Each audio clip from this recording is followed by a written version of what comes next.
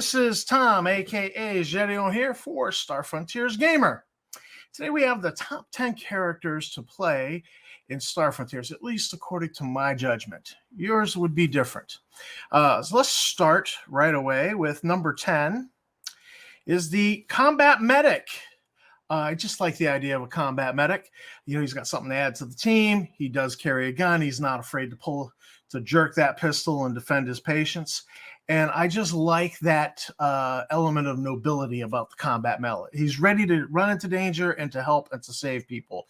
He's not a doctor who stays behind, at the combat sport hospital. He's up there in the front, in the thick of it, and I just love that idea. And we got two apparent medics who are out in the front lines mixing it up in the Star Frontiers artwork. Here's Larry Elmore of this female medic of addressing the wounds on this verse, and I just love that idea. But you also got a whole article in Star Frontiersman number 4 on the human combat medic, xenomedical specialist. And I just love the idea. There's a couple of different ways you can take this character concept. And this would be my number 10. And I would probably play it as a human. The Dralosite Spy Master, the Blob, James Blob. And I don't have a great picture for him because James Bond doesn't wear a knife on the front of his tuxedo, right? So this character archetype was actually presented in Star Frontiersman number 3. And I just like the idea of leveraging the detect lies ability of the Dralosite. However, with this particular character archetype, I really strongly feel that it needs to be a high-level character, very much like the Starlaw characters start at high level in the Dragon Magazine article, Careers in Starlaw by Alex Curillo, if I'm pronouncing his name right. And in here, the characters start at high level, and what it does is it's basically there's about a 25 point to 30 point bump. We'll go with 25 points on the stats, for the character to, these are not just roll up some stats. You got to have high level stats to join Starlaw. And so this would represent adding 25 points to the stats after you roll them up. And then for military PSA, you start with one 5th level shooting skill, 1 2nd level martial arts, and then 1st level demolition skill. And then the technological and the biosocial characters would start with a 5th level skill in their PSA, a 3rd level skill in their PSA, and then a 2nd level shooting skill and a 1st level melee skill. Now, I did a little math, so this is to start a Starlaw character and play a Starlaw character, but I did a little math because I suspected something on this. The military PSA, to build those skills as described in the article, it's 57 points. You toss in that 25 point bump for the ability scores, so you're talking a 75 point character. The tech character as described in this would be 108 experience points for all those skills, plus I counted the experience points for the, let's say they started with 2 1st level skills. I should have deducted but I counted them, so it's 108 experience points for the tech PSA character. But you throw in another 25 points, we're up to 130-ish, that range for this character.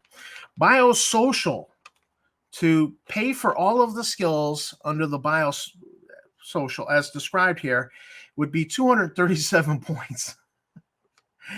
Might as well call it 260 with the adding on for the bumping up the ability scores.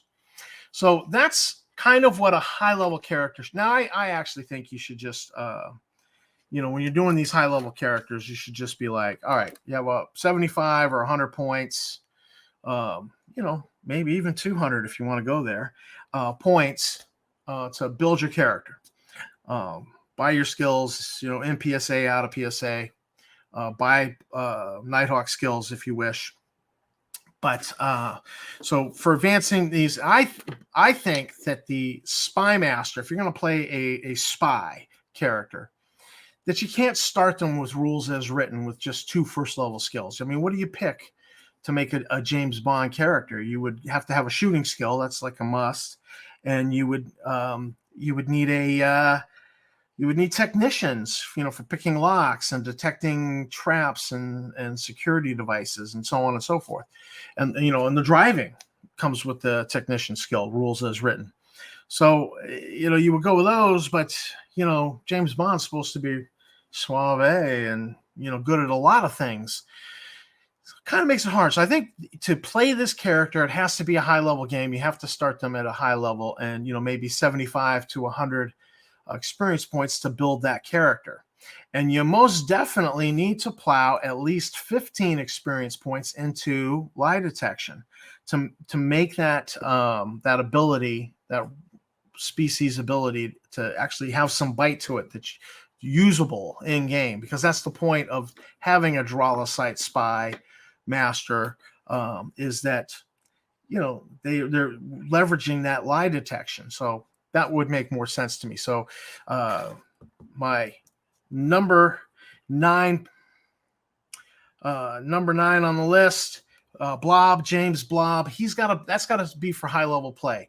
And why not? You go to a convention, you're in a game, you get a pre-gen, and it's 4th level, 5th level, 7th level. It's whatever is needed for that particular game. So you don't want to spend a whole campaign, multiple campaigns building up this Dralosite so you can play a Dralosite spy. You want to play him right away.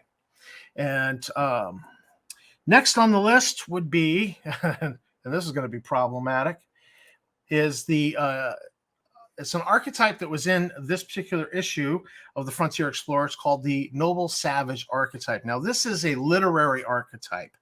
And I realized that, right away, there's a PC problem with it being, you don't want an accusation of racism. Now, the actual literary archetype is very distinct, and it is not actually negative towards indigenous peoples. The original first time ever that phrase "noble savage" was written, it actually was praising the condition of the indigenous peoples here in North America. But I recognize that society's kind of changed, and so this is a very problematic. I don't know. I mean, maybe we just need to rename the archetype. It's because it's not the literary archetype's actually really good. And in a sci-fi situation with aliens, it's something that you actually want to play with, because it's the hallmarks of it is that you have this fish out of water. He's from a different culture completely. He's a fish out of water. And he kind of becomes a commentator on the culture and the society that he's now operating in. And he another hallmark is he has superior morality. A prime example of that would be, if I could go back to the 1970s PSA, about trash. And they had the Native American coming up on his canoe and he encounters trash, or he comes up on his horse overlooking the highway and there's all this trash blowing around, a little tear rolls down his eye. That was an Italian actor who went by the name of Iron Eyes Cody.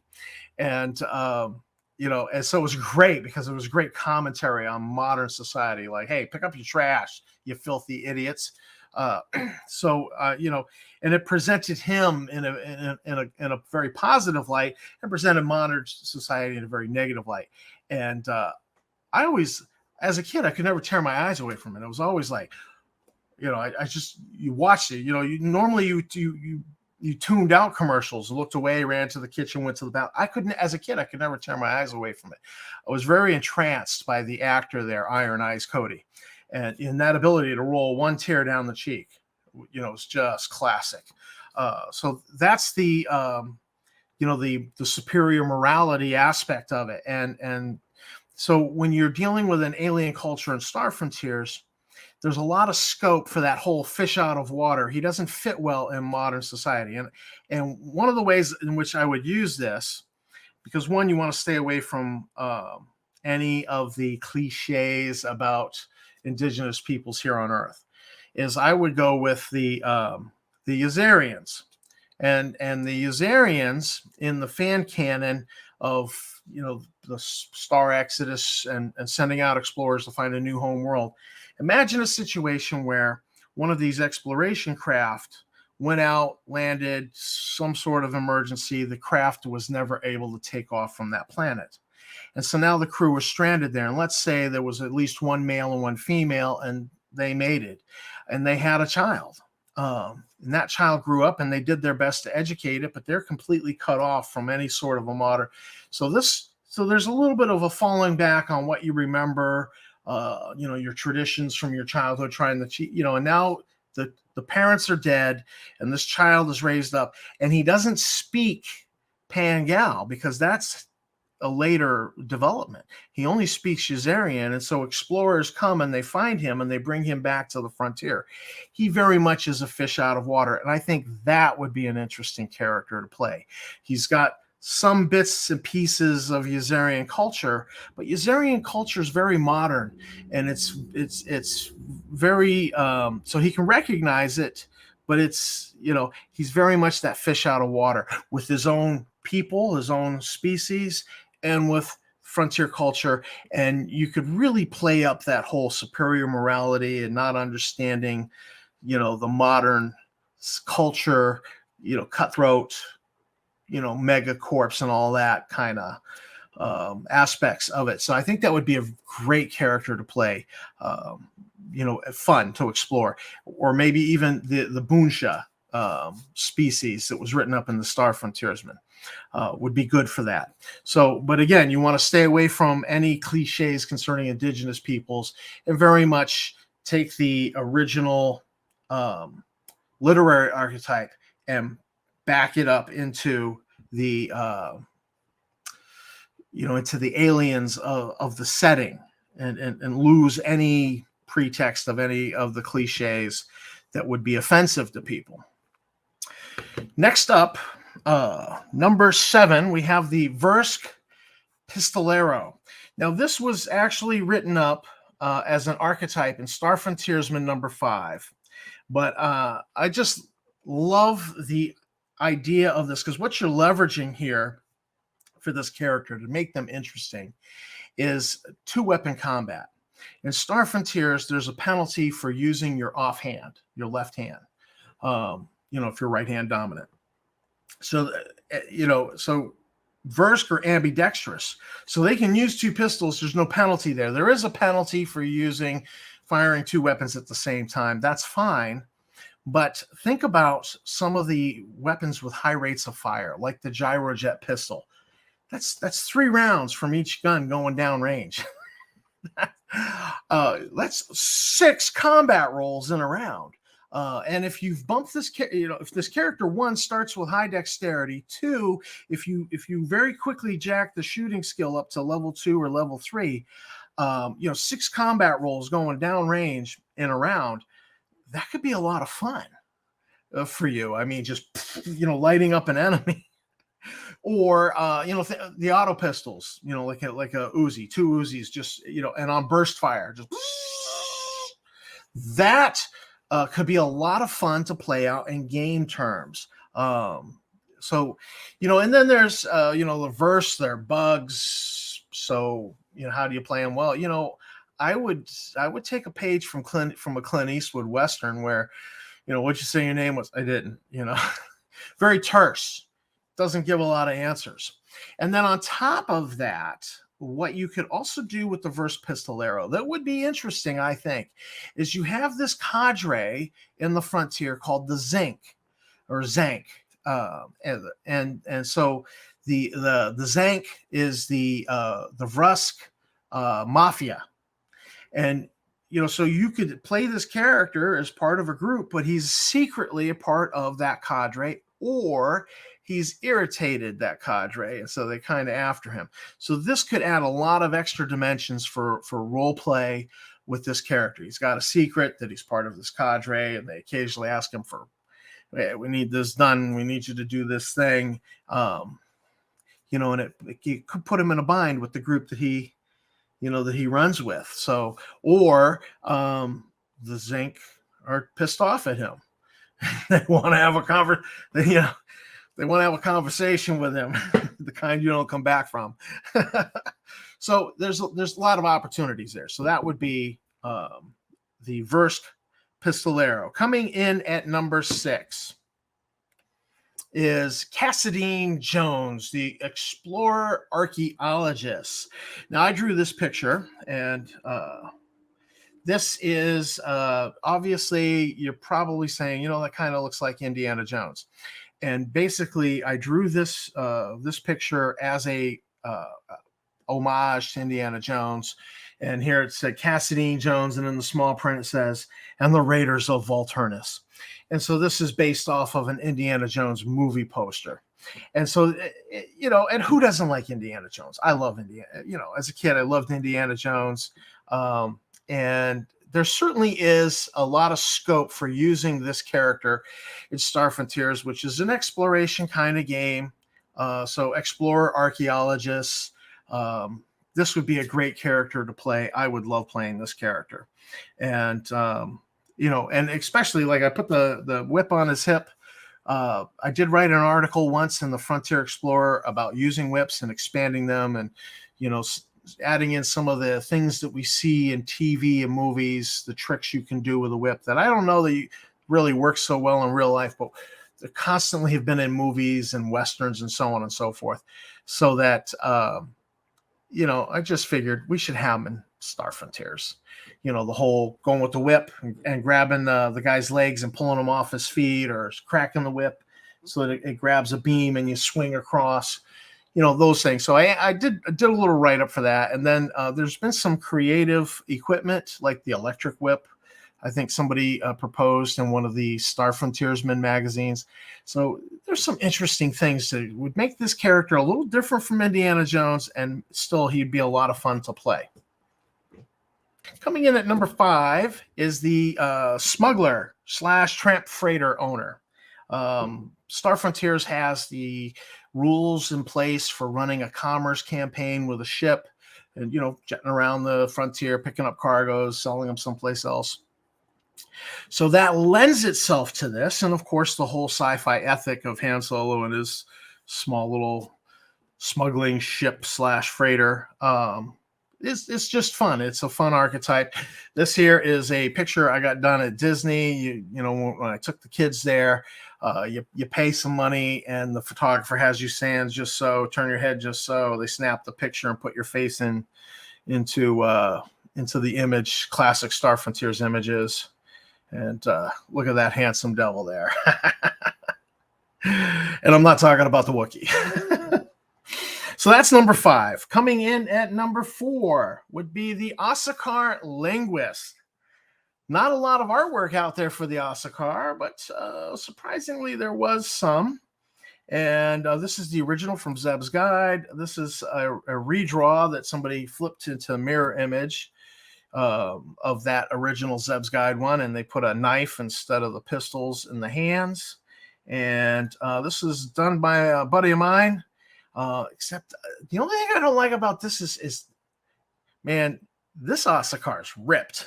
Look at the muscles. But the Ossicar Linguist was written about in Star Frontiersman number 15. We had all these archetype articles, and I got thinking, I says, nobody's done any archetype articles for the Rim races.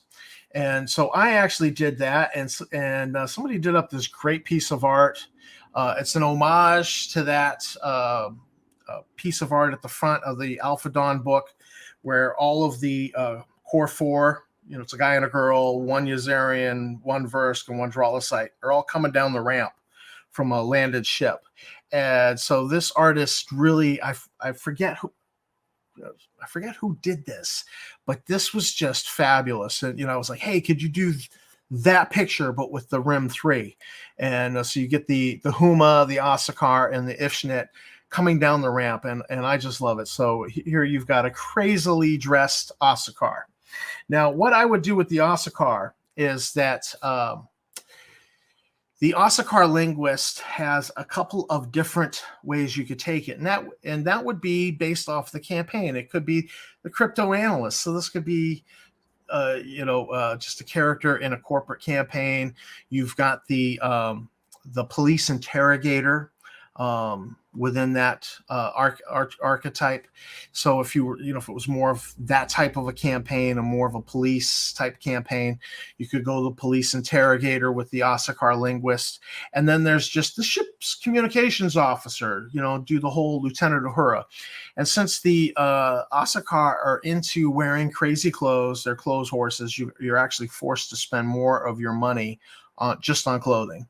I would actually redraw this with the Lieutenant Uhura uniform, and if I was playing an Asakar communications officer in the fleet, if you're doing a militia type game. So that's what I would do with this particular character. I think the Asakar linguist would be a lot of fun to play. Coming in at number 3 is Jim Jitsu, martial arts master. Now, this actually was an NPC I created for an article on Clarion Station. And Jim Jitsu is this slight bit of a buffoon / used car salesman. He wears a medallion. He thinks he's all that. He likes to, he's full of himself. And but he's got level 1 in martial arts, so he's recreated himself as Jim Jitsu, martial arts master. And I actually wrote into his story that he got knocked out flat by a Dralosite gunner, space fleet gunner. Walked in, had a few drinks and just wasn't having any of the BS from Jim, and walked into Jim's dojo and just one punch knocked him out flat, just laid him out. And so I just like this character, because you're doing that whole Bill Paxton character from True Lies. If you've seen that movie with Arnold Schwarzenegger, that character, that's the character I would be channeling, the whole Bill Paxton. Just, yeah, I'm a bad dude, but he's really not. I think he would be a lot of fun to play, and constantly Jim Jitsu, martial arts master. So this would be my number 3 character. I actually used him in a play-by-post campaign that I dropped out of. So he is actually, his stats are in Frontier Explorer number 23. Here's his stats. Official resume is entrepreneur, martial arts instructor, holovid workout promoter. He's a con man, minor criminal with some limited jail time on Gran Quivera. And the backstory I wrote into him, ditching his dojo because he was kind of losing money. He was teaching self-defense classes.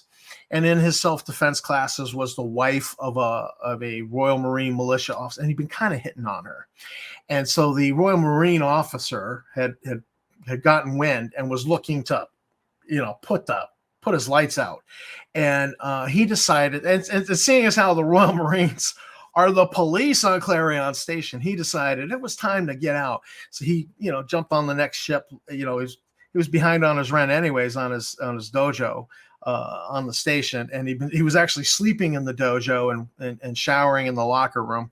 So, it wasn't like nothing. He just left with a few things and oot scoot and boogie, and he ended up on the Volturnus campaign in that play-by-post.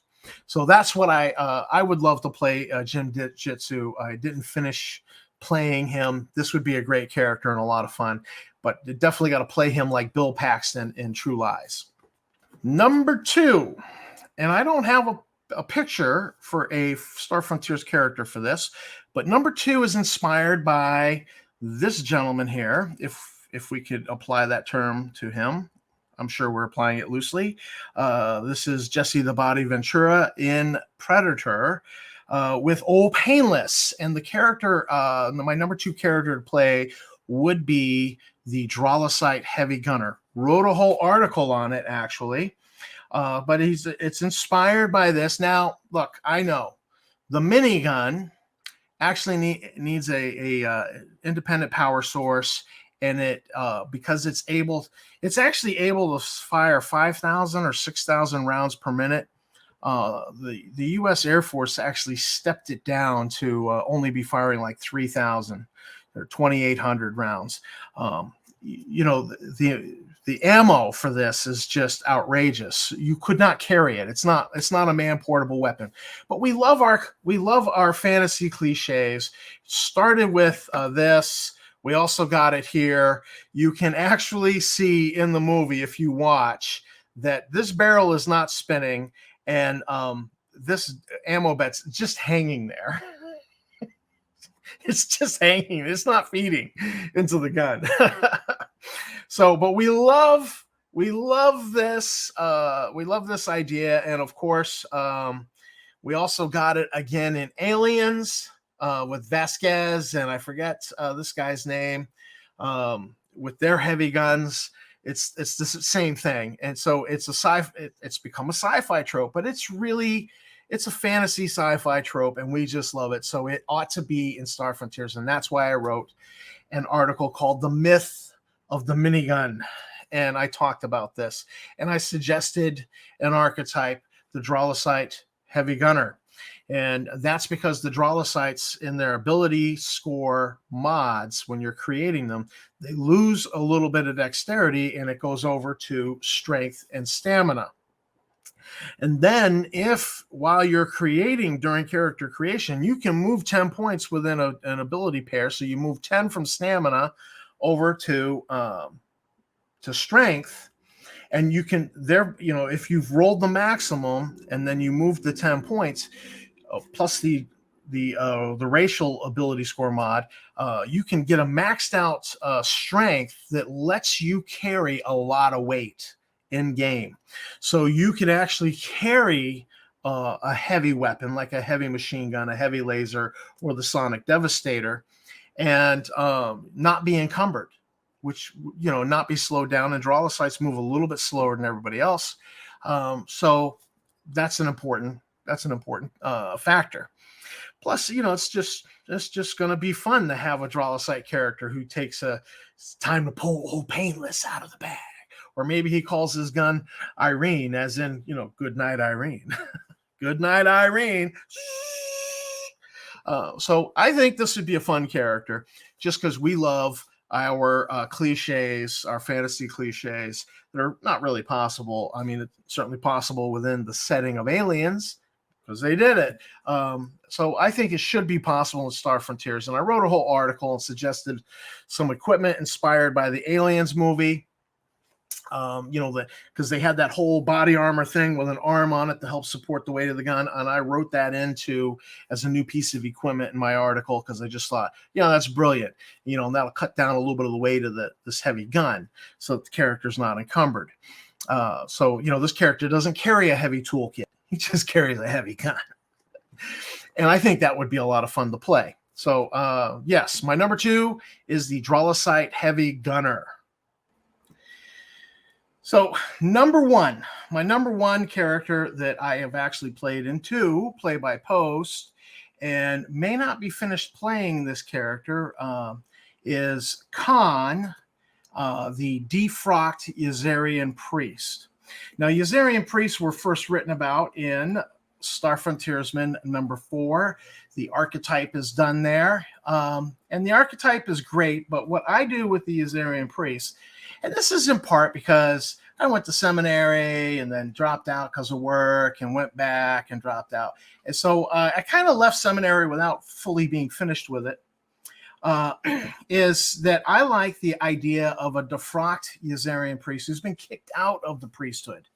So I really kind of identify with this guy a little bit. I can identify with him. And I think the idea that he's been kicked out of this very heavy-handed Yazarian religion, the family of one, and now maybe their inquisitors would like to have a talk with him. One of those talks that nobody sees you afterwards type of things. It gives him a very powerful enemy within the setting, like ill-advised for him to return to the Hence Arak system. But there's plenty of other places for him to go on the frontier. But there's definitely a powerful enemy out there that holds sway in the Hence Arak system, has influence in other Yazarian colonies, not so much maybe in the Yast Aethor orbit, but he's got problems, and I like the idea of playing out. He's been kicked out, so he's lost his faith. He's depressed. He's beat up, and he's got to pick himself up from the ground. And so this is an idea I would like to explore with this character.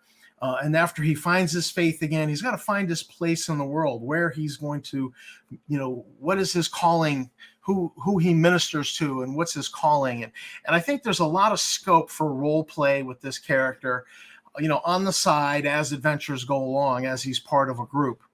That to me, this is interesting. And so this would be my favorite character to play, and I've actually played him twice.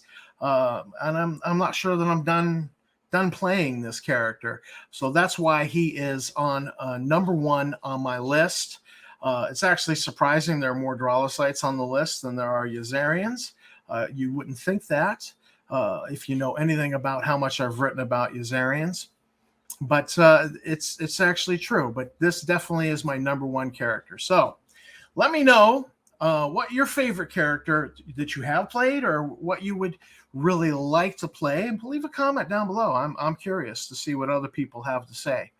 So this is Tom from Star Frontiers Gamer. Thanks for watching. Thanks to my subscribers. You guys are great. And I will see you in the frontier.